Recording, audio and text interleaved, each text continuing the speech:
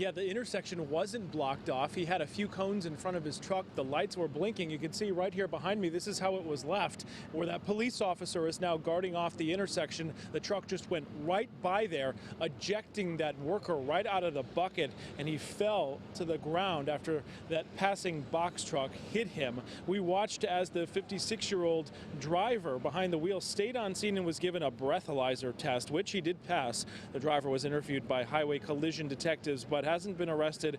He was actually just allowed to leave the scene with the truck. The driver told me he was on his route passing through Grand Avenue and Goldsmith Street just before 3 this morning on the bread delivery truck.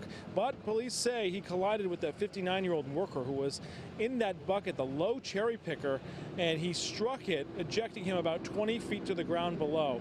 The worker was rushed to the hospital in cardiac arrest, and that's where he died.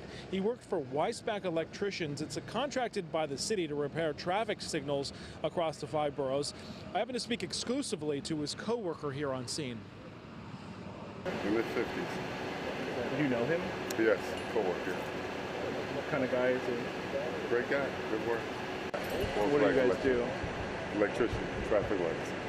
Okay, for the city always? Yes. You're independent contractors? We work for the city.